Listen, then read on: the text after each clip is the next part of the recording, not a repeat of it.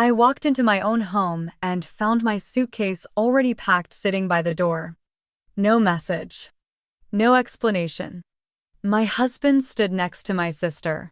Both calm. Unapologetic. We just thought, it's time you moved out. The house I bought, the man I once loved, and the sister I'd always protected. They thought I'd beg, they thought I'd disappear, but I didn't scream.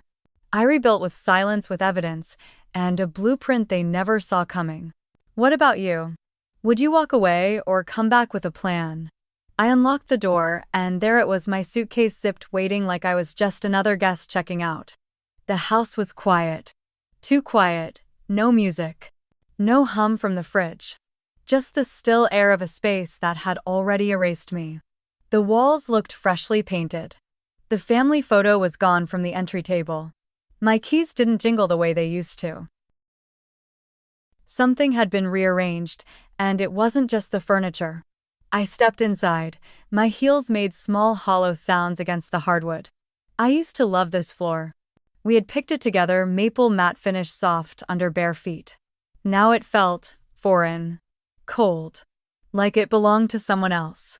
Vivian was in the kitchen, hair curled, silk blouse, pouring tea like she'd always lived here. She turned when she saw me. Didn't flinch, didn't blink. Back early? She asked, smiling. I looked past her. There were 2 mugs on the counter. 2 chairs pulled close at the dining table. 2 phones. One of them still had my wallpaper, a photo of me and Derek in Prague. I didn't speak. He came down the stairs a moment later, buttoning his shirt, hair damp. He froze when he saw me, just a flicker, then it vanished. Like he'd practiced this. Elena, he said, calm. We need to talk. My hand tightened on the strap of my purse. Talk fast, I said. He gestured toward the living room. I didn't sit. Vivian leaned on the doorway, arms crossed, watching like it was a show. Maybe to her it was. We've been thinking, he began. I raised one hand. Who's we? He hesitated. Then said it. Vivian and I. I nodded once. No surprise. The mind always knows before the mouth admits it. She and I. It just happened, he said. I looked at Vivian. She tilted her head. I moved in a few weeks ago. Hope that's not awkward. I glanced at the suitcase. My name tag was still attached. You packed my things, I said flatly. Vivian sipped her tea. Didn't know what else to do, she said. You always hated mess. My breath was even. No shake in my voice. No cracking. I see, I said. I walked toward the suitcase. Ran my fingers over the zipper. You're not even going to ask me to stay, I asked. Derek blinked. Vivian laughed. We just figured you'd want out, she said. No drama. No scenes. There was a long silence. Outside, a bird chirped once, then stopped. I straightened. Took the handle of the suitcase. Just one question, I said. Derek didn't answer. How long, I asked. Vivian answered for him. 6 months, she said, smiling like she'd won a prize. But who's counting? My hand tightened on the suitcase. I walked past them slow, paused at the door. I bought this house, I said, not looking back. Vivian scoffed. Not anymore, she muttered. I turned. No, I said. Not anymore. Then I stepped out, pulled the door behind me. The click echoed. The street was quiet. The wind tugged at my coat. I stood there watching the house I built. The life I built. The lies I never saw coming. They thought they had taken everything. But I still had one thing they didn't. Memory. And memory makes a perfect blueprint for revenge. I rolled the suitcase to the curb, called a cab, and made a mental note. This wasn't the end. It was the architectural demolition before the rebuild. I didn't tell anyone where I went. No text, no announcement, no cathartic post. I just disappeared. The cab dropped me 2 blocks from the old studio apartment I kept on paper. A 1-bedroom facing Lake Union, bare walls. Dusty light, and the silence I used to hate now felt like safety. I unpacked slowly. Everything smelled faintly of cedar and old ambition. Blueprints rolled in the closet, a coffee mug with my firm's first logo. A framed quote I once believed in. Form follows function. I plugged in the kettle, stared out at the lake, and felt something I hadn't in months. Stillness, the real kind. Not the pretend piece of a house already betraying me. The next day, I walked into a studio I hadn't set foot in for years. They still had my name in the alumni directory. Still remembered the award I won in 2015. The owner Rena gave me one look and said, "You look like you've got a story to tell." I told her I wanted to work under the radar. No title, no PR, just design. She said yes within minutes. I started small, drafting for hospitals, libraries. Nothing high profile, just solid, quiet, clean. Every keystroke, every corner line I laid. Felt like breathing again. I stopped checking social media, stopped wondering what Derek and Vivian were doing in the house I paid for. I let my silence become insulation. They thought they'd erased me, but you can't delete the one who drew the foundation. 6 weeks passed before I told my mother, and even then I only said I'm fine, don't call. Her silence said more than words. She'd chosen her favorite child long ago. Even if she never said it out loud, I developed new routines. Morning swim in the cold lake, black coffee, no cream, no sugar evenings with jazz and drafting pencil in hand. I didn't cry. Not once. Not for them, not for me. Some grief is too sharp for tears. Instead, I recorded everything. Receipts, screenshots, bank transfers. I didn't have a plan yet, but I was building a folder in my mind. Every detail neatly stacked, titled, indexed. Sometimes revenge doesn't look like rage. Sometimes it looks like a spreadsheet, a blueprint, a timestamp. I got a call from a client, one of Derek's. He didn't know we were connected. Said Derek had been less reliable lately. Missing meetings, blaming tech issues. I said nothing, just listened. Took notes. That night, I pulled out the deed to the house, the real one, original signatures. Clear name, mine. I scanned it. Backed it up. Printed 3 copies, slid one into the file I kept beneath the bed. Next to the folder I hadn't named yet. It wasn't time, but it would be. It always is. The next morning I stood in front of the mirror. Tied my hair back in a low twist. No makeup, no mascara, no lipstick. I didn't need war paint. I wasn't going to war, not yet. I was redesigning the battlefield, and when the battlefield time came, I would walk back into that house, not as the woman they cast aside, but as the architect they forgot they made. One who never left the blueprint behind and never builds anything without a plan. I slid the file back under the bed, turned off the light and whispered to no one. You started demolition. But I still own the land. It started with a caption. Vivian had always been dramatic, but this was a production. Our forever starts here, see ya. The photo was blurry, but the backdrop. It was my fireplace. My rug. My eucalyptus plant in the same ceramic pot I brought back from Lisbon. She was barefoot, in my living room. Wearing white. Holding Derek's hand like she earned it. I studied the image longer than I should have.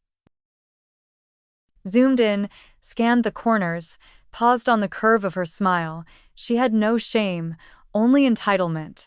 They'd scheduled their engagement party. Right there in my house. Invited the whole damn family. Even people I hadn't spoken to in years. Like nothing had happened, like I'd never existed. I didn't cry. I printed the post, date stamped it, slipped it into my folder under public misrepresentation, subheading, false occupancy. They were bold. And that was good, because bold people leave trails. That night, I logged into my old joint account. The one I hadn't touched since the day I left. Derek never changed the password. Typical. There were 3 new withdrawals, 2 labeled home repairs. One just said consulting fee, Vivian. $8, $200 gone. For what? A new couch. Her influencer photographer. I took screenshots, printed the bank statements, labeled them carefully. Then I called the lawyer Elaine had handled my first property purchase. She knew every nail, every clause, every loophole. She picked up on the second ring. Elena, she said, I was wondering when I'd hear from you again. I told her what I knew, what I'd seen, what they'd taken, what they thought they could forge. When I said the word forgery, she didn't gasp. She simply said, let's meet, bring everything. We met at a quiet cafe off the freeway. Neutral ground, no one we knew would see us. I laid the folder on the table between us. She scanned it like a detective. Every page, every note, every printout. She stopped when she reached the copy of the reader. Co-ownership amendment. The one with my supposed signature. This isn't yours, she said, number. You never signed this. I never even saw it. She pulled out a small magnifier, examined the slant of the E in Elena. The pressure of the ink, the mismatch between lines. It's clean, she said. Too clean. This was copied, not signed. I leaned back. Let the words sink in like cold water. You're telling me they forged legal ownership? I asked. She nodded slowly. I'm telling you we can prove it. My fingers tapped the edge of the mug. I didn't smile. Not yet. Keep going, I said. She handed me a list. Things I'd need: notarized version of my original deed. Verification from the county recorder's office, witness statements, contractors, delivery people. Anyone who'd known I lived there alone. Start gathering, she said. I already had that night. I went back to the apartment, pulled out my backup drive, found emails from the architect I'd hired invoicing for the sunroom remodel. The one Derek never liked. Said it messed with the symmetry. I printed those too, then I remembered something else: the security system. I hadn't canceled it. My name was still on the account. I logged in. Typed slowly, half expecting it to be locked. It wasn't. There it was: camera feed, angle, entry, hallway. Last footage, Vivian. 3 weeks ago. Standing at the door, typing the alarm code I'd created. She looked over her shoulder, said something to Derek. He didn't respond, just opened the door like it was his. I downloaded the clip, labeled it unauthorized access, video, evidence. I didn't sleep much, not from anxiety but from calculation. The more I pulled, the more it unraveled. I found the receipt for the down payment. From my personal account, before we got married, before Derek ever moved in the kitchen. Island. My bonus check. The garden. A birthday gift to myself. He contributed nothing, but somehow believed it all belonged to him. To them I started mapping it out, a full blueprint.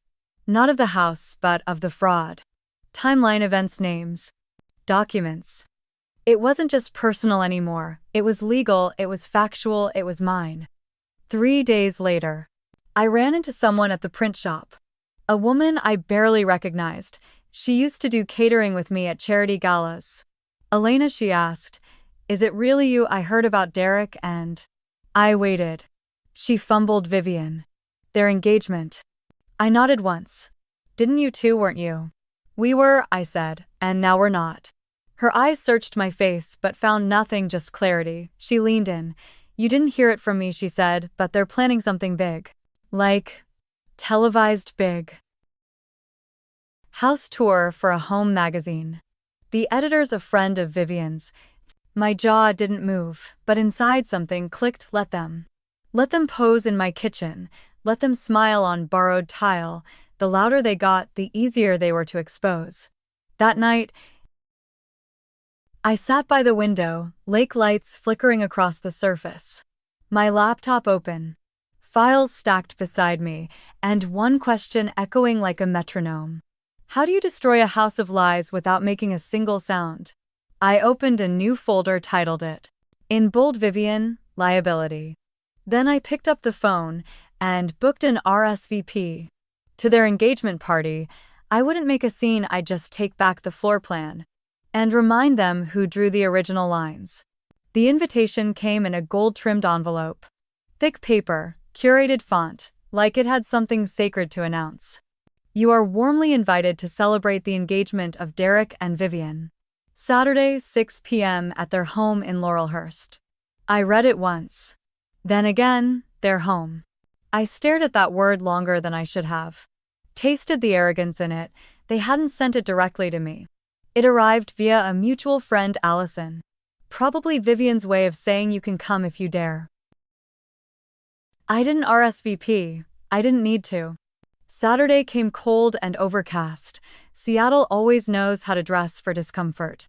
I wore black tailored sharp, no jewelry, no makeup, only red lipstick matte. Not for vanity, for signal. The cab stopped at the curb and there it was. My house. Dressed like it belonged to someone else. Balloons at the gate. A chalkboard sign that read, "She said yes." And lights soft, expensive. Tasteless. I stepped onto the walkway. The brick pavers I laid by hand, still exactly 4 inches apart, still mine. No one noticed me at first. And that was perfect. I walked in like a ghost, slipping back into her own skin. Past people I'd once poured wine for, past friends who glanced, then looked again. And then quickly away. Vivian was at the center of it all. White cocktail dress, diamond earrings, laughing into a champagne flute. She saw me, and for a second she froze. Not visibly, not dramatically, but enough. Our eyes locked. Her smile wavered, then returned. She stepped off the stage, if you could call it that. Walked toward me in heels too high for her stride and spread her arms. "Elena," she said, too loud, too bright. "I didn't just think you'd actually come." I looked her up and down, paused at her necklace. One I bought on a trip to Paris with Derek, told her once she'd never borrow it. I smiled. "You invited me," I said. "I'm just being polite." She laughed. "Tight fake. Are you?" "Okay," I tilted my head. "You tell me. You're the one living in my house." Her jaw twitched, but she covered it well. "You should mingle," she said, stepping aside. "People are dying to see you." I didn't move. "They should be," I said, then walked past her. Into my living room. The chandelier above the table was new. Too modern, wrong scale. But fitting. Everything here was performative, curated, a Pinterest board, masquerading as permanence. I let myself drift through the one room. No destination, only purpose. Found Derek near the fireplace, holding court. Same navy suit he wore the day he proposed, same cologne. He turned, and he saw me, and everything in his face dropped just for a second. "Elena," he said. Like I was someone who had wandered and lost Derek. There was silence. The music filled the space between us. Some jazz pop cover, soulless and charming. "You look different," he said, meaning stronger, meaning unshakable. "Do I?" I asked. He hesitated, then leaned in, as if to pretend closeness. "You didn't have to come," he said softly. "I know." His eyes darted around. He was calculating, worried I'd make a scene. Embarrass them, say something they couldn't clean up. But I wasn't here to scream, I was here to watch, to confirm the rot, to witness it smile. "I just wanted to see," I said, "how all much of me you've managed to erase." He opened his mouth, but I didn't wait. I walked into the kitchen and saw it. My Dutch oven. The one I saved for 3 months to buy, now filled with Vivian's signature dip, spinach and artichoke, cheap, predictable. A woman beside me whispered, "Heard she met him at your wedding." "Is that true?" I turned. She flinched. "Depends," I said. "Which betrayal are we talking about?" And walked away. There was laughter behind me, but not at me. Not really. The air was shifting. People were watching and wondering. I could feel it, the tension, the curiosity, the discomfort beneath the polite clinks of glass. Then I saw her again, Vivian. Across the room, her smile thinning, eyes scanning for control. She had none. I'd taken it the moment I walked through the door. I didn't need a microphone, didn't need a speech, didn't need a single word. Because the most terrifying thing in any room is the woman they thought they buried. Standing there alive and utterly still. I stayed until sunset, until the fairy lights flickered on, until people started to leave in soft clusters, then I stepped outside. Back onto the porch I designed. Under the beams I selected, each one stamped with my approval. And I smiled, because now I knew exactly what to do next. Let them enjoy their party, let them think I was done. Wasn't I? I had just walked the blueprint. And every crack in the foundation was exactly where I left it. As I left, a guest asked me quietly, "Do you regret coming?" I turned to her, calm, deliberate. "No," I said, "I regret ever giving them the keys." The day after the party, I cleared the table. Not of wine glasses or regrets, but of distractions. I opened the drawer where I kept it all. Photos, deeds, receipts, evidence, my version of a weapon. The folder wasn't blue yet. It was still a manila file, worn at the edges, heavy with silence. I laid everything out, one page at a time, in rows across the floor, like building blocks, like bones. Section 1. Property ownership deed with my name, stamped, dated, notarized, prenuptial date, no contest. Section 2. Bank withdrawals. Screenshots of Derek's transfers, marked renovation. But lining Vivian's purse. Section 3. Forged signature file. The co-ownership clause they never expected anyone to examine. Printout comparison from Elaine's office. Handwriting forensics pending. I made notes on the margins. Clean. Precise. No arrows, no emotion. Section 4. Photos from the party. Vivian holding court, my fireplace behind her, my art on the wall. One photo had a sliver of Derek's hand resting lightly on her back, the same way he used to rest it on mine. When he wanted people to believe we were united. I filed that one under public misuse of marital assets. Section 5. The video, Vivian punching in my alarm code. While laughing, Derek holding a grocery bag like he belonged there, still frame paused. Just before they disappeared inside, I stared at the photo. My own doormat beneath their feet. I labeled that one entry without consent. Then I did something I hadn't done in months. I opened a new Word document, titled it Case Log, Langford. vs. Langford. I didn't add drama, didn't write metaphors, just facts, dates, sources, time-stamped moments. Not for the court, not yet. For me, because when the moment came, I wouldn't shout, I wouldn't break down. I'd simply hand them the folder and let it do the talking. I didn't rush. People mistake silence for hesitation. But silence is structure. It gives the truth a place to echo. On Monday, I booked a meeting with Elaine. She cleared her calendar. Told me to bring the whole file. I arrived 5 minutes early. Wore charcoal gray, hair pulled tight, no earrings, no softness. The folder was blue now. Leather, tabbed, weighted. Elaine opened it like it might detonate. She reviewed each tab like a strategist, not a lawyer. This, she said, lifting the forged co-ownership paper, is going to bury them. I didn't respond, I just turned the next page. When she reached the bank records, she whistled. He used the joint account to pay for a private photographer. And catering, I added, for a party held in a house I own. She closed the folder gently, then looked up at me. Elena, how far do you want to take this? I looked her straight in the eye. All the way, I said, but not through court. Not first. She waited. I want the truth exposed, I continued. Not behind closed doors. Not in depositions. But in the room. With all their friends, with her family, with mine. Elaine didn't smile, but I could see the approval in the set of her jaw. Then we do it your way, she said, and I'll be the one to back you when it gets ugly. It wouldn't get ugly, not if I controlled every variable.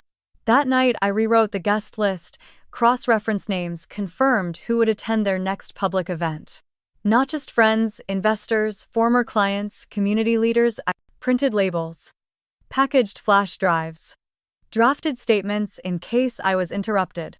3 versions. Short, medium, and surgical. Each ending the same way. I am not here for revenge. I am here to reclaim what was mine, and remind you who you applauded. I practiced them out loud, until the pauses sounded natural, until the heat was gone from my voice. I didn't need heat. I had structure, facts, momentum, and a folder. The shade of Vivian's favorite color, she would recognize it the moment I stepped on stage. But by then it would be too late. I didn't send threats. Didn't post warnings. Didn't leave anonymous tips. I simply made a delivery. Friday morning, I dressed like I was going to brunch. Cream sweater, clean jeans. No trace of war. The florist on Pine Street remembered me. She used to do arrangements for our firm's open houses. I told her I needed something elegant, unforgettable. Not too romantic. Lilies, she asked. No, I said. Callous. White and strong. She tilted her head. Any card. I handed her a sealed envelope, no name on the front. Just one instruction inside: please deliver 1 hour before the event. To Vivian Langford. For placement beside the guest book. She nodded. Didn't ask back at my apartment. I pulled out the final flash drive, labeled it V+D. I slid it inside the blue folder. Pressed the clasp shut, ran my hand along the leather cover, then wrapped the whole thing in navy ribbon. The same shade as the chairs in the dining room. The same shade as Derek's favorite tie. I placed it in a silver gift bag. No tag. No sender. No apology. They would open it because they couldn't resist. That's how people like them work. They take, they assume, they unwrap what doesn't belong to them. Good, I called the florist, confirmed the time, confirmed the name, and then I waited. No trembling, no fear, just breath. Clean, slow, controlled. At 5:42 p.m. I received a photo from Allison unsolicited. It showed Vivian posing beside the guest book, calla lilies over her shoulder. Smile wide, eyes gleaming. At the bottom of the photo, a navy ribbon peeking just behind the blooms. I looked at the image for a long time. Not to admire it, but to confirm one thing: the folder was in the quat frame. The camera had captured it, the guests had seen it, and someone, probably her, would open it. Not today, maybe not tomorrow, but soon, and when they did, they wouldn't find rage or revenge or blame. They would find proof, and a quiet reminder I was never the woman who fell apart. I was the one who designed what broke them. I turned off my phone, poured a glass of wine Saturday by the window, and whispered, "Now build your future, Vivian. But know this. You laid the first brick." On top of my name. The music started at 6 p.m., a soft jazz loop. Safe. Predictable. Expensive enough to feel curated. I waited until 6:47 to arrive. Not too late, just enough to ensure the room was full. Eyes had settled, cameras had been turned off. Guards down. The house glowed warm from the outside, uplights under the eaves, tea lights in the windows. A woman's idea of cozy luxury. I stood across the street for 1 full minute. Watched guests pull up. Watched laughter slip out through the open door. Then I walked in, no announcement, no fanfare, no smile. The host at the entry flinched when he saw me, then offered a strained welcome. I nodded once, took the glass of champagne. Didn't drink it. The hallway still smelled faintly of the candle I'd always hated, amber birch. Vivian's favorite. I used to replace it the second she left the house. I stepped into the great room. And for a moment, the chatter dropped just an octave. I wasn't dressed for revenge. I wore navy, no heels, no shimmer, just enough to be undeniable and quiet enough to unsettle. Vivian saw me first. Of course she did. She froze. Mid-laugh. Eyes tightening before the rest of her face followed. Derek turned next. His expression wasn't surprise, it was calculation. As if trying to guess how long I'd been watching, I walked past both of them.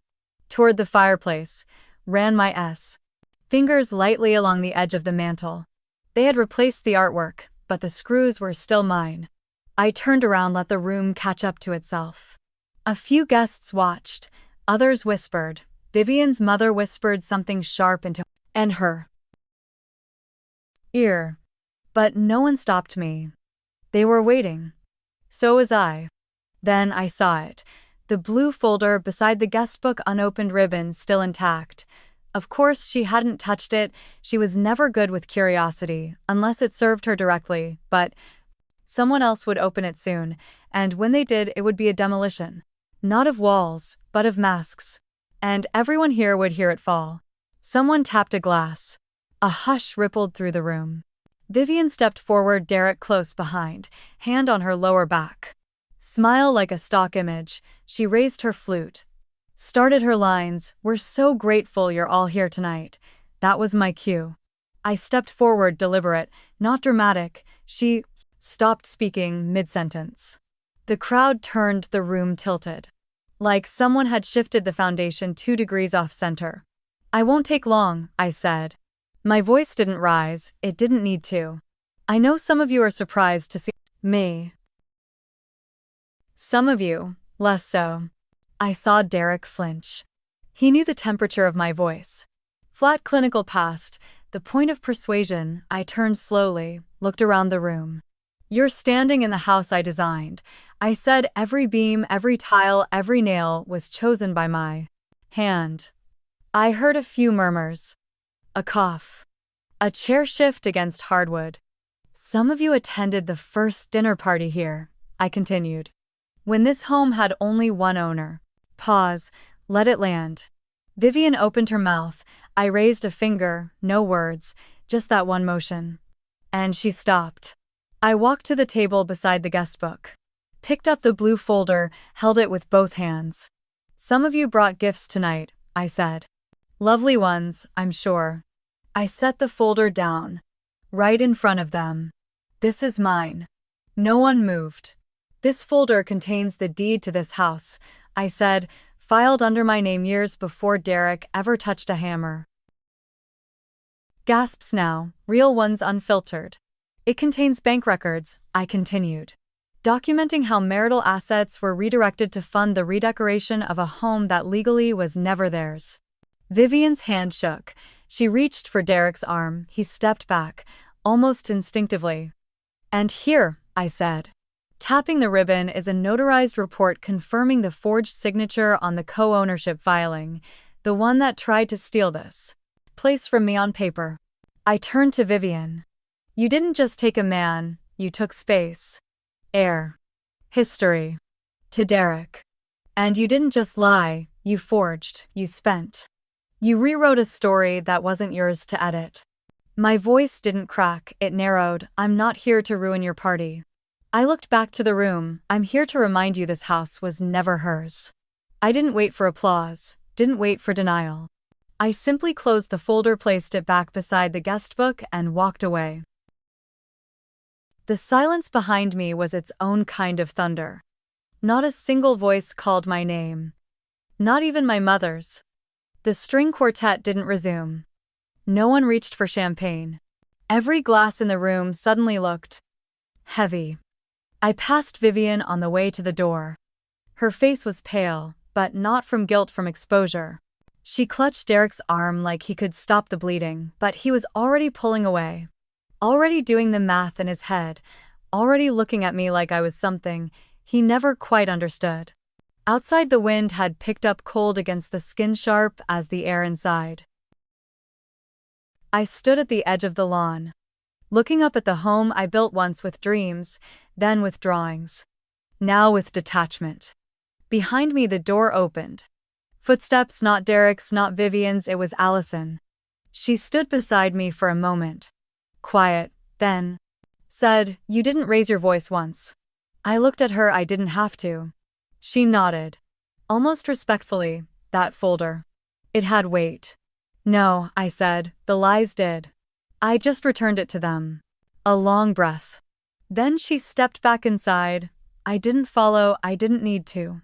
That house with its curated lights and hollow laughter was no longer mine. But neither was the version of me who once begged for room inside it. As I walked back the street, my heels clicked soft against the stone path. The same one I designed, measured, paid for. The same one they thought they could inherit by pretending I never existed. I didn't look back. Because they would. And when they did, they'd see exactly what I left behind. Nothing.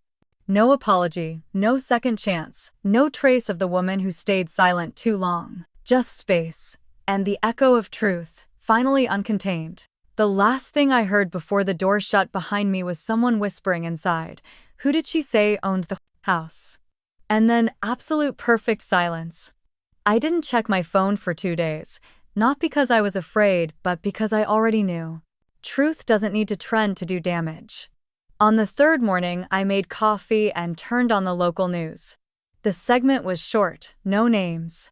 Just a headline at the bottom of the screen. Engagement party interrupted by property dispute. Homeowner produces evidence mid-celebration. I sipped slowly, let the coffee go cold.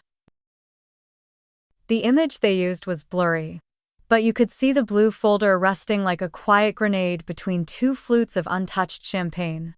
That was all it took. The ripples started online. A few guests shared carefully worded observations. No one said my name. But everyone knew Vivian disabled comments on her Instagram. Derek's LinkedIn suddenly went private. Their wedding website vanished overnight. A friend sent me a screenshot from a neighborhood forum thread titled "Who Really Owns 345 Maple, that number, that street." My house. I didn't reply, didn't correct, didn't defend. Silence was doing the work for me. Later that evening, I got a text from a number I'd blocked months ago. "Derek, I didn't know she forged the form. We should talk." I stared at the screen. The gall. The desperation masked as confusion. I archived the message. No response. No reaction. He was finally learning what it felt like to be on the outside of a locked room, built with your name but not your hands. Vivian posted a break from social story. White text, on a beige background, the usual script. Taking time to focus on what matters. Please respect our privacy. It lasted 6 hours. Then it disappeared. Like the curated life she tried to build in my home, I didn't need inside info. People came to me. A florist messaged anonymously. Said Vivian had a meltdown after the party, threw the blue folder across the kitchen, screamed at Derek. Said, "You told me she wouldn't show." He didn't answer her, just left the room. Let the mess sit where it landed. Another message. From a former coworker of hers. Vivian missed 2 meetings. Cried in the bathroom, said she felt erased. Erased. The irony nearly made me laugh. She had spent years stepping over my presence, using my words, wearing my clothes, living in my space, and now she had to sit inside the echo of it. The magazine spread she pitched canceled, the registry taken down, her public image cracking. But the worst wasn't professional. It was personal. I heard through someone who shouldn't have told me that our mother called her and said one sentence. Just one. "You should have known better." Not "Are you okay?" Not "I'm on your side." But a quiet condemnation from the woman who once told me to be patient with your sister. She doesn't mean harm. Vivian didn't respond. She didn't return calls, didn't send emails. She just vanished. Which, for someone like her, was the closest thing to death. Because silence for Vivian was never a tool, only a punishment. And now she was finally listening to what it sounds like. When the room is no longer hers. Derek emailed me next. Subject line clarification. No greeting. Just 4 paragraphs. All carefully crafted. He called it a misunderstanding. Said Vivian acted impulsively. Claimed he never saw the updated filing that he was shocked too. I read every word twice. It was polished, neutral, full of plausible deniability. But not once, not even in the sign-off, did he write my name. Not Elena. Not you only. If you wish to resolve this quietly, I'm open to mediation. Quietly, of course. Now he wanted silence. Now that silence served him, I didn't respond. 2 days later, a mutual friend forwarded me a group text. Apparently Derek had tried to gather support. His message said, "She ambushed us." Made it look worse than it was. You know how dramatic Elena can be. That word. Dramatic. As if facts were a script. As if forged documents and stolen funds were props. As if the house he stood in didn't belong to me long before she ever walked through the door. But it didn't work. The group thread went quiet, then someone replied, You said she left willingly. Turns out you lied. After that, no one else chimed in. I later learned he lost 2 clients. One of them had been with him 8 years, told him the optics were too messy. His social media became erratic. Inspirational quotes, photos of lake views, a coffee mug beside, a closed laptop. The kind of curated loneliness people mistake for healing. He wasn't healing, he was untethered. The scaffolding he built his image on, the husband, the victim. The professional was gone. Because I hadn't just walked away, I had taken the blueprint with me and left him in a house with no foundation. The call came on a Thursday. Late morning, blocked number. I almost let it ring out, but something told me pick up. Hello, I said. There was silence, then a breath, then her voice. It's me. She didn't say Mom, didn't say Elena, just that, it's me. I waited. Didn't rush to fill the pause. She cleared her throat. I saw the photos, she said. The video. The news. Again I said nothing. I didn't know she forged anything. She told me it was handled. Handled, I repeated flat, even. She sighed heavy but not dramatic, not performative. I should have said something that night, she murmured. I should have stepped in. You didn't, I said. She didn't argue. Another silence. This one stretched longer. I used to think, she finally whispered, that you'd always land on your feet. Vivian needed more help, more reassurance. And I needed less. Her voice cracked. I didn't say that. No, I said, but you believed it. She didn't deny it. She asked quietly, what happens now? I looked out the window. At the apartment I chose. The table I owned. The silence I'd earned. I moved forward. I said, I'm not here to punish, I'm just done. She swallowed. I could hear it. Can I see you sometime? I thought about that, not out of bitterness, but out of truth. Maybe, I said, not now. She exhaled. I understand. I hope so, I said, because understanding is overdue. We said goodbye. Not warmly, not coldly. Just finally honest. And that in this family was a beginning. I didn't return to the house, not to reclaim it, not to live in it. Some things once broken don't need rebuilding, they need release. Elaine handled the final transfer, quiet, precise, legal. The house would be listed next quarter. Neutral name, no press. I signed the paperwork in silence, then folded the blue folder for the last time. I didn't shred it, didn't burn it. I placed it in a locked drawer, alongside the original blueprint of the home, the one I'd sketched in pencil 6 years ago. When I still believed permanence came from drywall and trust, I took a walk that evening. No destination, just motion. My phone buzzed twice.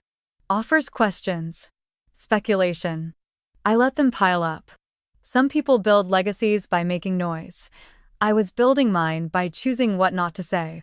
At a bookstore near Pike Place, I picked up a new journal, hardcover, unmarked. I wrote one sentence on the first page. This version of me doesn't need to be explained. Not to Derek, not to Vivian. Not to a mother who once measured love by who cried the loudest. I wasn't crying, I wasn't loud, I was clear. In my apartment, I rearranged the furniture not because I needed change, but because I could. Every placement. Every object was mine, and for the first time in years, so was the silence. This wasn't revenge, this was reclamation, measured, documented, lived, and the blueprint for that wasn't drawn in a house, it was drawn here. I closed the journal, set it on the windowsill, and let the last of the sunset hit its spine. Not as a warning, not as a memory, but as proof that I knew how to build something from the ground up. Even myself. Elaine called again. This time with a number. The house had received an early offer from a young couple relocating from Chicago. No questions, no conditions, cash. They loved the kitchen. Didn't know the history. Didn't care. Elaine asked if I wanted time to think. I didn't. Yes, I said. She was quiet for a second. Then said, I'll finalize the paperwork. That was it. No drama, no debate, no farewell tour. The house was never the ending. Only a misplaced middle, and now it had served its purpose. Not as revenge, but as record proof that I could walk away without leaving anything behind that evening. I opened the storage box under my bed, pulled out the old sketches, the original concept for the sunroom. The first elevation plan I ever signed with my name printed in block letters. I flipped them over, one by one, then placed them in the donate stack. I wasn't erasing anything, I was making space for something that didn't begin with a man or a sister, or a need to prove I belonged. But something that began with just me. I rented a space in Belltown, not big. Not polished. Exposed brick, uneven floors, a cracked skylight that dripped when it rained. Perfect. I didn't paint over anything, I kept the flaws. Let the space stay honest, I named it quietly. Studio EL. No website, no launch party, no brochure at the local gallery, just a white placard by the door. Black font.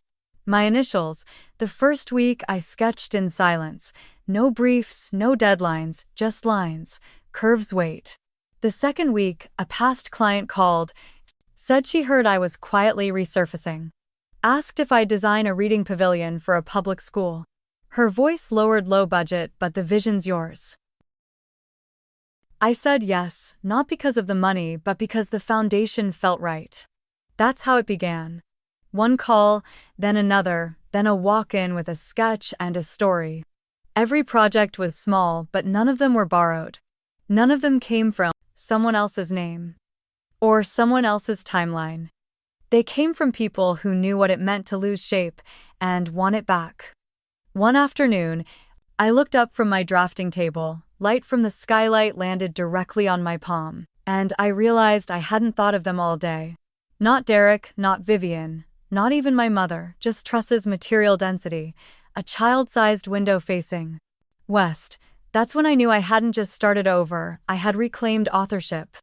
Not of the past, but of everything forward. It was a Tuesday afternoon, cloudy, quiet. I was at my desk cutting foam board, listening to Ella Fitzgerald on low volume. When the bell above the studio door rang, I thought it was the delivery guy. It wasn't. It was Vivian, hair tied back.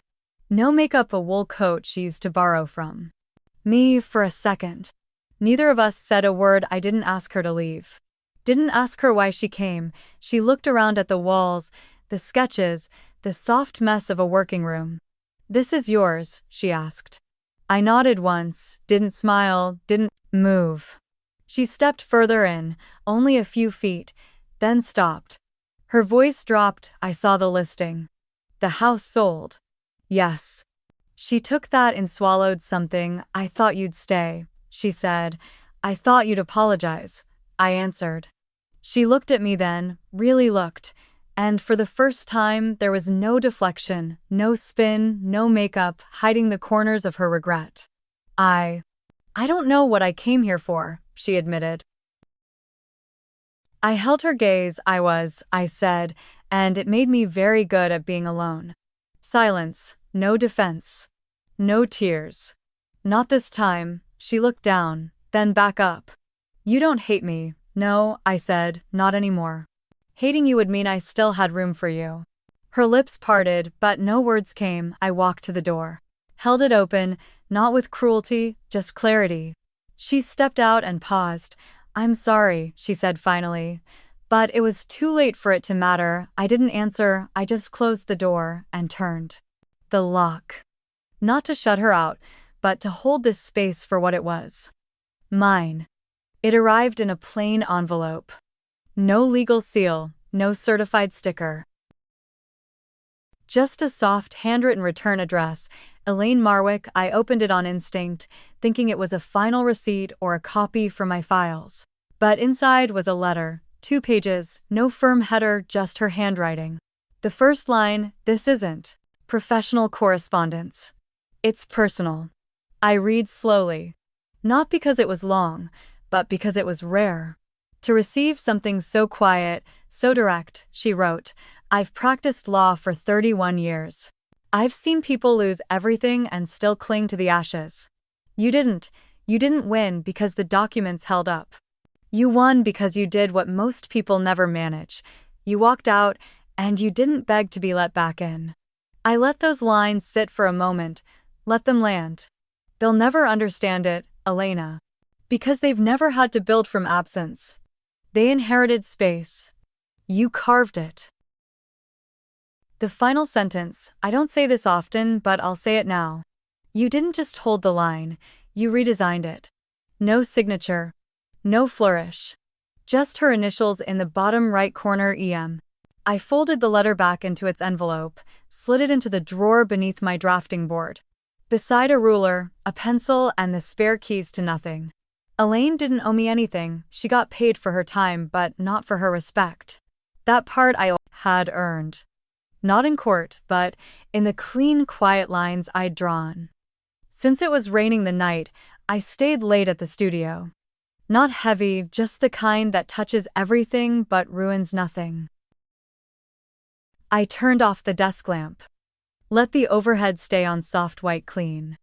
I walked into the bathroom to wash my hands and paused at the mirror.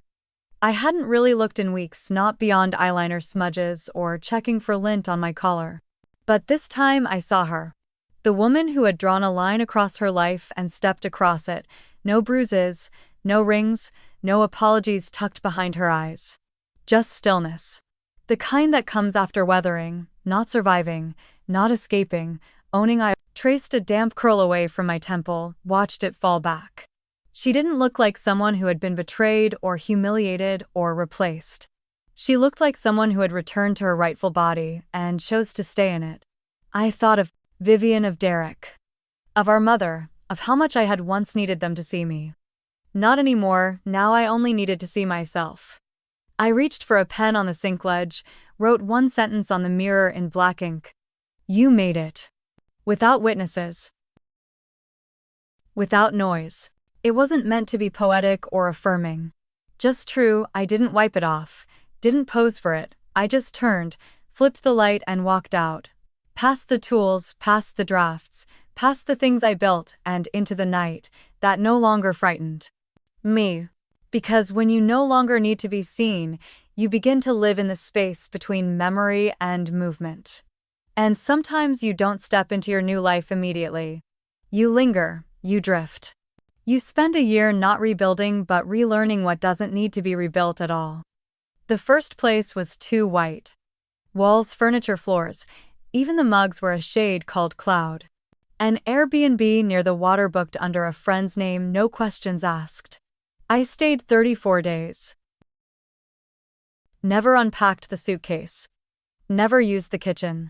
It was a holding tank, not a home. The woman who owned it came by once to check on a leaky pipe. She wore all yellow, head to toe, even her shoes.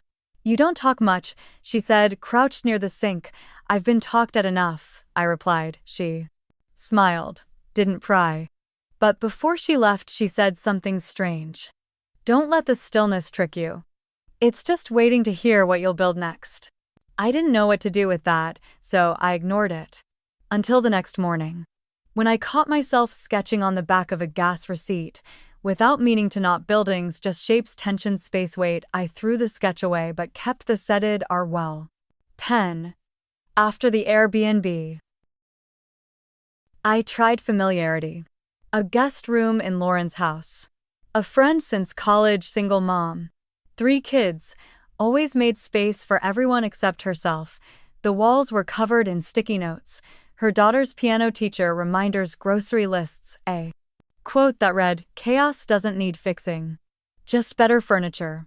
I stayed 6 weeks, folded my blankets every morning. Did the dishes at night, wrote nothing.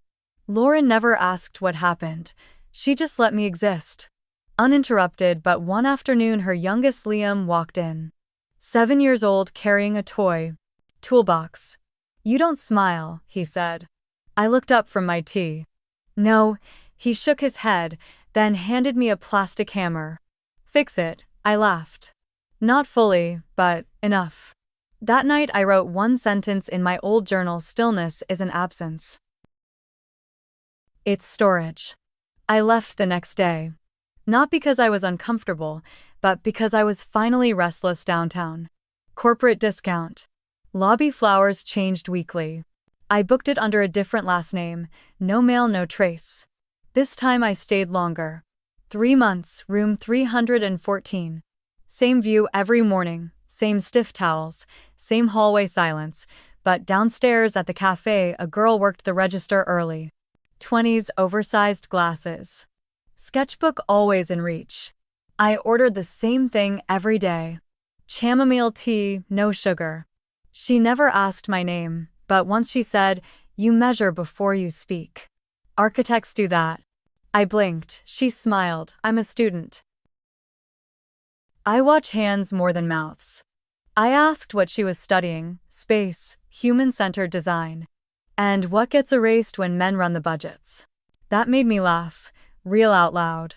We started talking every Tuesday, just 15 minutes, just about lines.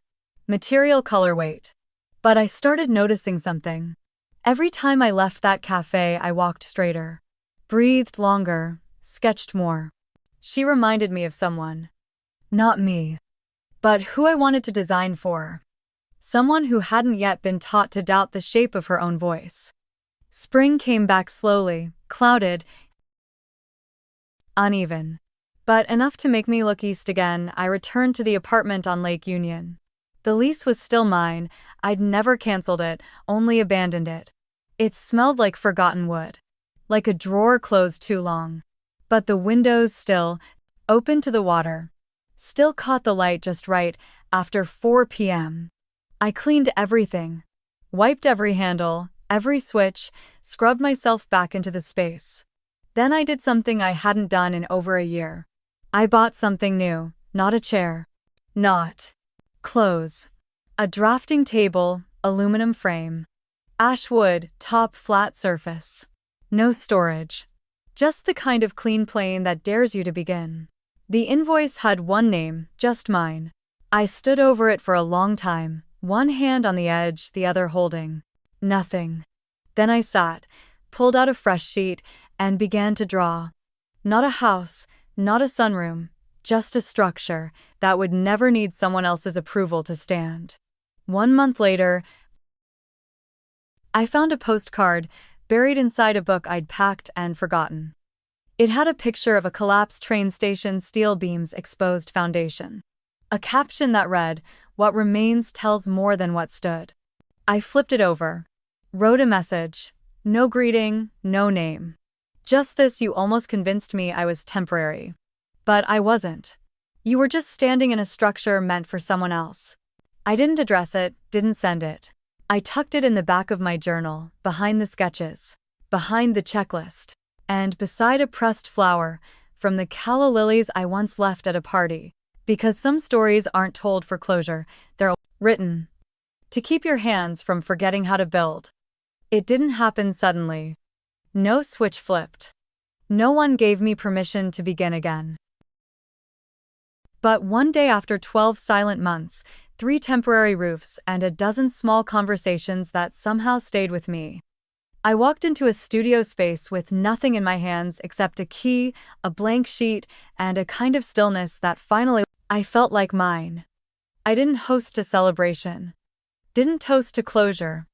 Didn't write a goodbye post. Some stories don't end with punctuation, they end when you stop rereading them. Weeks passed. No new letters.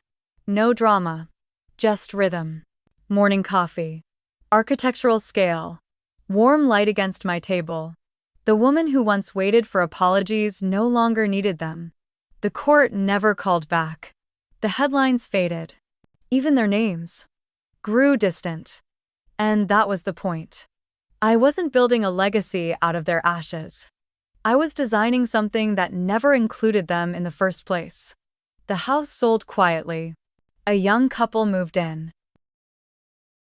They sent a thank you note for the elegant layout and the sunroom's afternoon light. I didn't respond, but I smiled. That light, it was always mine. Studio EL grew slowly, no billboards. No hustle. Just one referral then another. Someone once asked if I wanted to expand, I said no.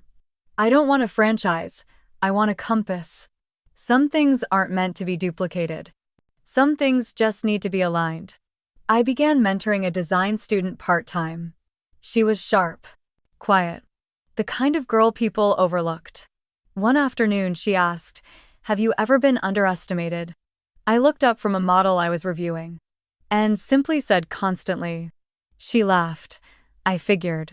You move like someone who doesn't wait to be invited. I didn't reply, but inside I felt something settle. Not pride, not validation. Just truth. That was the clarity. It doesn't ask. It doesn't beg. It just is. I stood by the window of my studio that evening. Watched the light soften over Seattle. Watched people walking, talking, hurrying, arguing, reconciling. I used to live inside all of that noise. Now I lived beside it. Separate, unafraid, defined. Because clarity doesn't scream. It doesn't plead. It walks into a room uninvited, unbothered, unshaken, and says, "I belong here because I built this floor." It was a Saturday morning in March. Gray light. Coffee that tasted slightly burnt. Rows of folding chairs arranged in an arc. No stage. Just a whiteboard. I didn't plan to speak. I came as an observer. A quiet supporter. The flyer had read Reclaiming Space Design as Recovery. A small conference for women in architecture therapy and recovery work. Hosted in a converted warehouse, the kind with ductwork exposed and truth invited. The room wasn't full, but it didn't need to be. It held the right people, women who'd built and then been erased, redesigned, and then stepped outside their own blueprints. I sat in the third row. Notebook closed, hands folded. Listening. That's when she stood up. Late 20s maybe. Blunt haircut, tote bag with a cracked zipper. Voice low, but direct. She spoke not of assault or loss, but of displacement. Of being removed quietly from a team she built, a design she authored. A project that went live with her name deleted.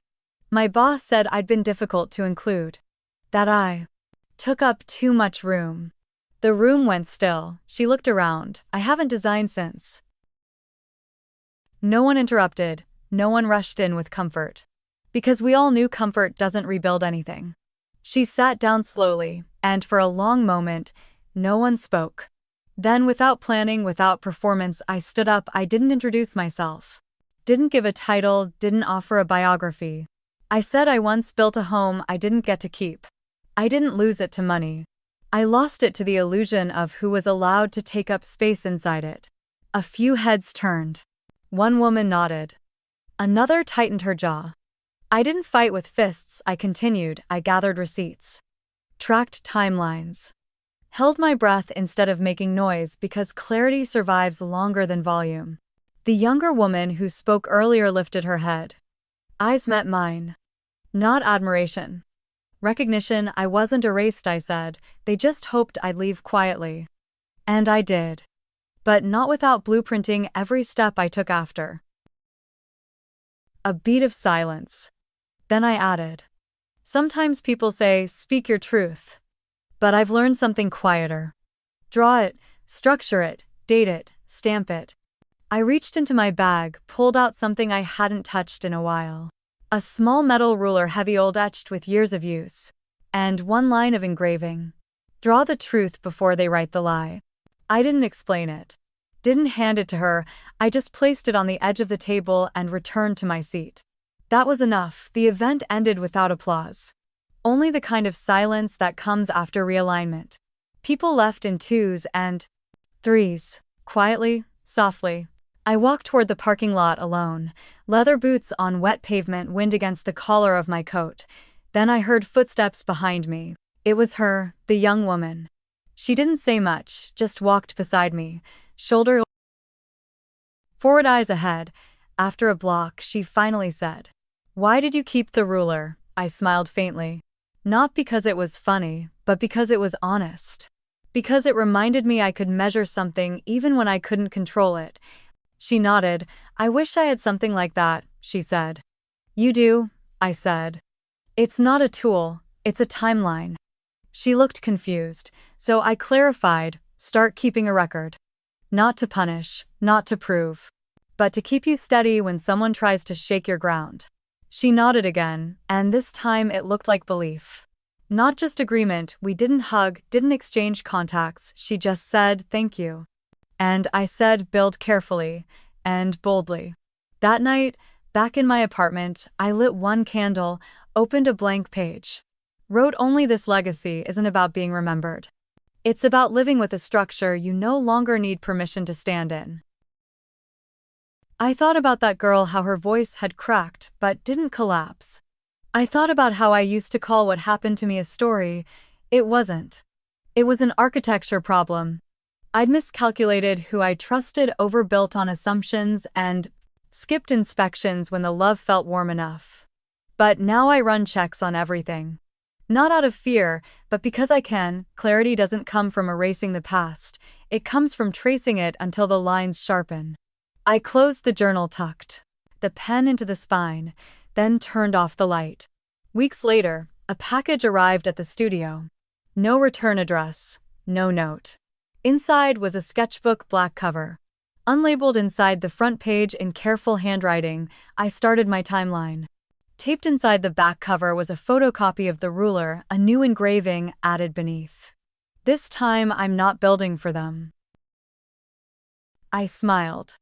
Didn't need to reply. I slid the book onto my shelf. Beside my earliest drafts, beside my first resignation letter, beside the photo of the sunroom I never stepped into again. Not for nostalgia, but for continuity, because healing isn't a clean break. It's a structure made of recovered pieces, laid carefully. With eyes wide open, I don't need that house back. I don't need them to see me differently. I just need a space I chose. A life that doesn't need permission to exist. Because sometimes real power doesn't come from reclaiming your voice, but from knowing when you no longer need to speak. What about you? If you were betrayed, kicked out of the home you built, would you stay silent, forgive, or fight back? Drop your thoughts below. I'm reading every word. I don't need that house back. I don't need them to see me differently. I just need a space I chose. A life that doesn't need permission to exist. Because sometimes real power doesn't come from reclaiming your voice, but from knowing when you no longer need to speak. What about you? If you were betrayed, kicked out of the home you built, would you stay silent, forgive, or fight back? Drop your thoughts below. I'm reading every word. I used to think silence meant defeat. That walking away without proving them wrong was weakness. But now I understand some truths don't need to be shouted to be heard. Sometimes healing doesn't come with fireworks or grand revenge. It comes quietly, like the sound of a woman choosing her own furniture, or handing someone younger the blueprint she once had to draw alone. In life, we don't always get to rebuild what we lost, but we can create something stronger where the cracks once were. If this story touched something inside you, share your thoughts below. Because maybe someone out there is still deciding whether to stay silent or start again.